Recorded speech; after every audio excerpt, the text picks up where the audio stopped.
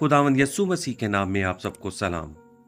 अजीज सवाल है, क्या मसीहियों के लिए पुराने अहदनामा की शरीयत पर अमल करना जरूरी है? इस मामले को बेहतर तौर पर समझने के लिए ये जानना जरूरी है कि पुराने अहदनामा की शरीयत बनी इसराइल को दी गई थी, ना कि मसीहियों को। शरीयत में कुछ कवानीन ऐसे थे जो इसराइल पर इस हकीकत को जाहिर करते थे कि वो किस तरह खुदा के अहकाम को मान सकते हैं और कैसे उसकी खुशनुदी को हासिल कर सकते हैं। मिसाल के तौर पर 10 अहकाम। कुछ कवानीन ऐसे थे जो बनी इसराइल की रहनुमाई करते थे कि वो खुदा की परस्तिश किस तरह करें और इसके साथ साथ अपने गुनाहों का कफारा कैसे अदा करें। कुर्बानियों का निज़ाम। कुछ कवानीन ऐसे थे जिनका मकसद बनी इसराइल को उनके इर्द गिर्द की सब अक़वाम में से मुनफरिद बनाना था। खाने और कपड़ों के बारे में कवानीन। पुराने अहदनामे की शरीयत के कोई भी कवानीन जो बनी इसराइल को दिए गए थे आज के मसीहियों पर वाजिब नहीं है। जब यस्सु ने सलीब पर अपनी जान दी तो उसने पुराने अहदनामा की शरीयत को मुकम्मल करके बंद कर दिया।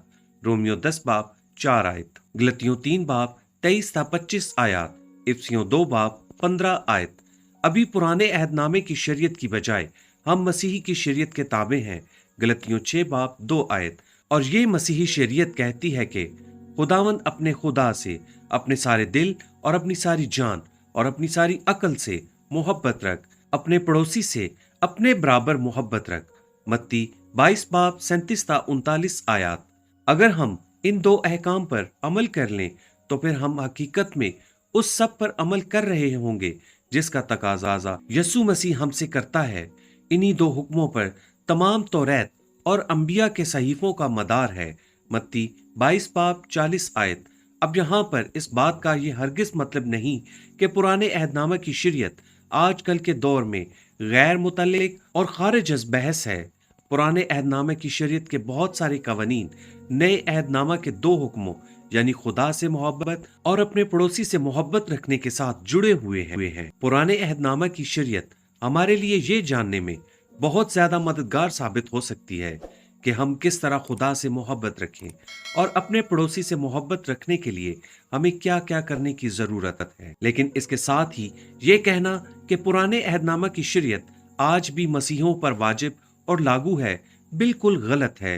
पुराने अहदनामा की सारी शरीयत एक ही यूनिट की मानद है। याकूब 2 बाब 10 आयत। अगर ये लागू या वाजिब है तो पूरी शरीयत वाजिब है और अगर नहीं वाजिब तो बिल्कुल भी नहीं वाजिब। जब खुदावंद यस्सु ने इस शरीयत के कुर्बानियों के निजाम की तकमील कर दी तो उसने सारी शरीयत को पूरा कर दिया। और खुदा की मोहब्बत यह है कि हम उसके हुक्मों पर अमल करें और उसके हुक्म सख्त नहीं। पहला यूहन्ना 5 बाब 3 आयत। 10 अहकाम दरअसल पुराने अहदनामा की सारी शरीयत का खुलासा थे। 10 में से 9 अहकाम की नए अहदनामे में बड़े वाज़े तौर पर दोहराई हुई है। सवाई सबत के दिन को पाक मानने के।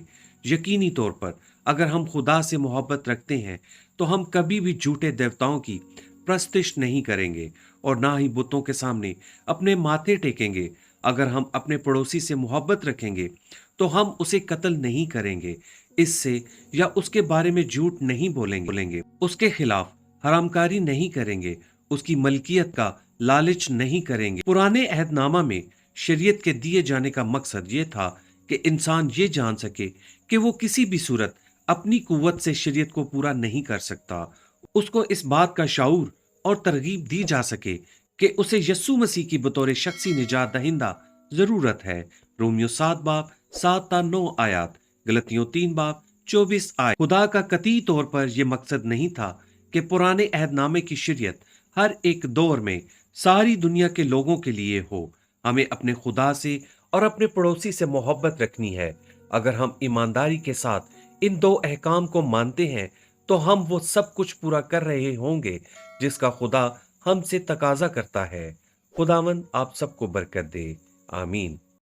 हर नए पैगाम की ऑडियो, वीडियो, इंग्लिश और उर्दू टेक्स्ट मैसेज के व्हाट्सएप के लिए 0314 580 5256 पर अपना और अपने शहर का नाम व्हाट्सएप करें। शुक्रिया।